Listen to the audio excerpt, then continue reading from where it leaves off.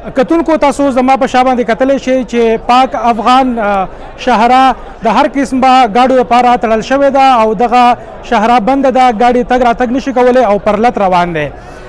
د افغانستان نه چې کوم خلک پاکستان ته راځي او دلته بګیاړي چیک پوسټ جمرود ته ورسېږي نو دلته دوی نشي تللی.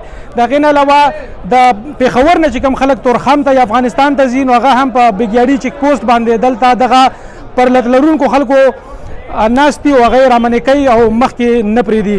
تاسو ته په دې باندې خبره کوم چې دغه پرلت ولې روان دي او څه وجه ده چې دغه احتجاج شروع شوی دی.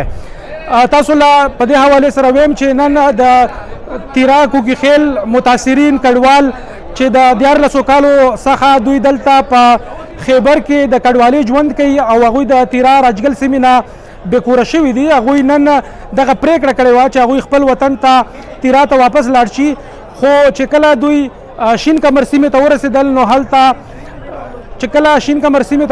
نو هلته سیکورټي فورسز د پاکستان فوز هغوی ته دغه اجازه ورنه کړه چې هغوی خپلو علاقو ته لاړ شي. هغوی ته دا ویل کېږي چې تاسو زمونږ د بره طرفه یا چې کوم اعلی چارواکي دي د هغوی لخوا دغه اجازه نشته دی چې هغه تاسو خپلو علاقو ته لاړ شئ.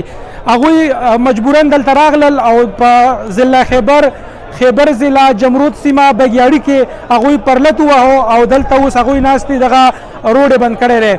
څرګنده دي چې د دې نه وړاندې هم دغه تیرا رجګل متاثرینو څو ځله وړاندې هم درنیول کړي دي او هغوی پرلتونه کړي دي. هغوی غوښتنه کوي چې هغوی د خپلو د پلارګنۍ چې کومې سیمې دي هغوی ته پرېښودل شي، خو ځینې سیمې هلته په تیرا کې کولاو شوي دي. د راجګل چې کومې بعضې سیمې دي هغه کولاو شوي دي، خو بعضې سیمې داسې دي چې هغه اوس هم بند دي.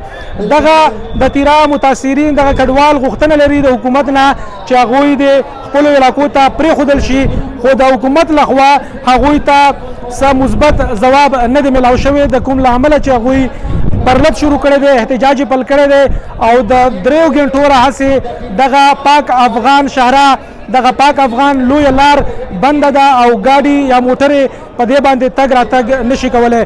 اندازه به لګېږي چې دغه لار به تر کومه وخته پورې بنده وي.